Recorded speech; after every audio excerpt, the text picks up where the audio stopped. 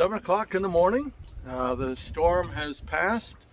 I still have wind, but it's not the bad wind that I avoided. So I'm gonna cut the lines here, and 125 miles till home. So let's see how the next 36-40 hours goes.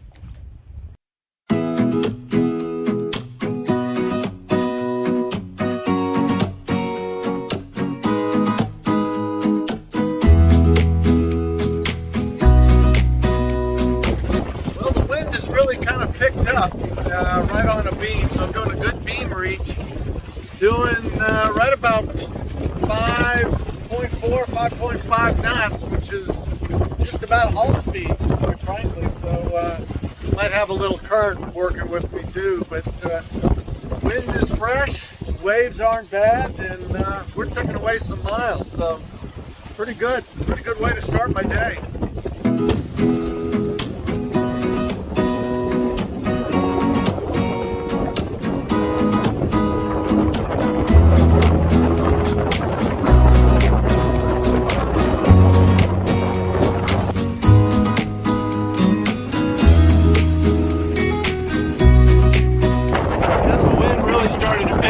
So I went ahead and put a reef into the mainsail and into the jib, just to kind of keep the boat in a little better balance, make it a little easier on the autopilot. But as you can see, I'm really moving out at about 6.2 miles per hour. I've had just about everything today. Big wind, no wind, wind from just about every cardinal direction, and right now I got wind right on my nose.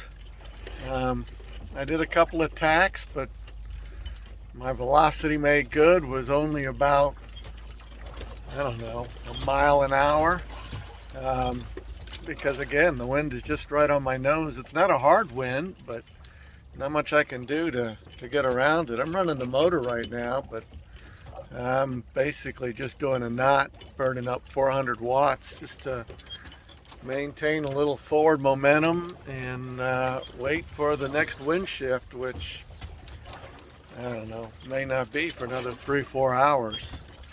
So yeah, just gotta wait it out.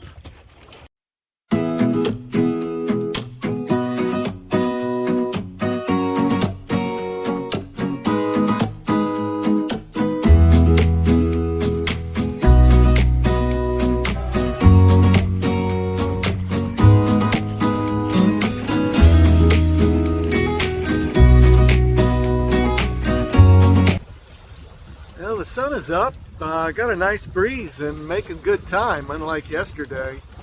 I'm just north of Tampa, about, I don't know, maybe 50 miles from home. So with a little luck, I think if this wind holds like this, I'll make it in probably around 7 o'clock tonight, and much better than yesterday. In fact, for the 24-hour period, even with a little motor assist at times, I was only able to do about 63 miles. Compare that to the 115 miles that I did the first 2 days when I was heading down to the Keys.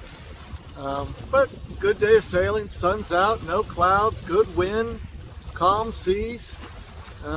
Let's hope it continues, and that'll be a good way to put a bow on this Florida Keys adventure. Well, I've been hanging off the coast of Clearwater, Florida. Winds have kind of picked up about 12 miles an hour, but right on my nose, on my line of travel. So I've been having to tack, but I've only been making about a mile of progress an hour. It seems that for every 100 yards of northerly progress, the waves and the wind push me back 50. And so it is just slow go. The winds will change a little later tonight, and then I should be back on my way. But until then, it's a good long look at Clearwater. Well, almost total disaster. you can see my lifelines are missing. That's because I almost fell off the boat, and in the process of grabbing onto a lifeline, the stanchion right here broke, gave way, and I was hanging half on the boat, half off the boat. But the good news is I'm always hooked in. So I was hooked in on the other side to one of these lines here that's called a jack line, and that kept my body from going all the way over. And all I did was kind of bruise my arm and get my shirt and shorts wet. Oh, also lost a hat. But other than that, no worse for wear. But a friendly reminder, when you're solo sailing, always be hooked in. It'll keep you from having a really bad day. Unfortunately, as I was changing my clothes, I realized the other casualty was I sliced open my knee. Doesn't look too bad, but that's why you have a handy dandy first aid kit on board, just in case you get a few bumps, bruises, or cuts. So other than the knee and the bruised arm, no worse for wear. It's not bleeding, so I don't think I need stitches. First aid kit is great, but kind of help if you knew how to use a first aid kit. But it'll do till Dr. Mom gets to look at it. I'm going to show you on the chart plotter what I've been dealing with and why it's taking me so long. But you can see the black line, that's my path, and you'll see I'm kind of doing a W route, and that's because I'm tacking. I need to go straight in this direction, but that's exactly where the wind is coming. So I have to bob and weave using that W formation to slowly work my way north. Now, in theory here, in about 2-3 hours, the wind direction will change and allow me to go north at a pretty good clip, and that's what I'm hoping for, to get me into my channel by around midnight, 1 a.m. But it's just slow go when the wind is on your nose, and it's been a brisk wind, so pounding into the waves and pounding into the wind, and that forces you to go the wrong way, and then you almost fall off the boat. Not a fun sailing day, but we're almost home, and we live and learn. Besides, if it was easy, it wouldn't be an adventure.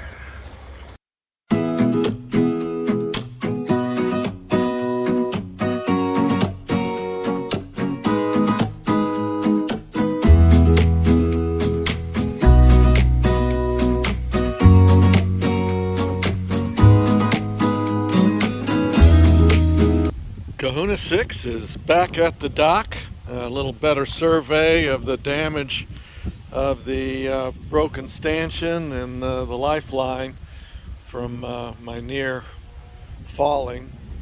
I ended up getting back at around 4:30 in the morning, far later than I had hoped to.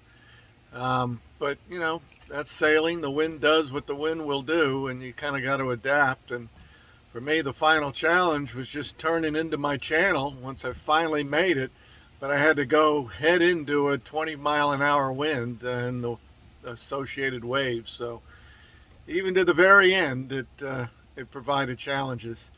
I've got a lot of work to do, broke a lot of things on the boat, learned a lot of things about the boat, and all in all, it was a good adventure. And I think I may make a video and totally break down my electrical system and my electrical motor. I was able to capture a lot of data about the capabilities of that motor on this boat, and I'd like to go into that in more detail. But 600 miles round trip from Hernando Beach to Marathon in the Keys. It took me you know, all in all about 10 days, but of those 10 days, only about 6 of them were actually on the water. Uh, so it was fun. Not sure when I'll do it again, but it was fun.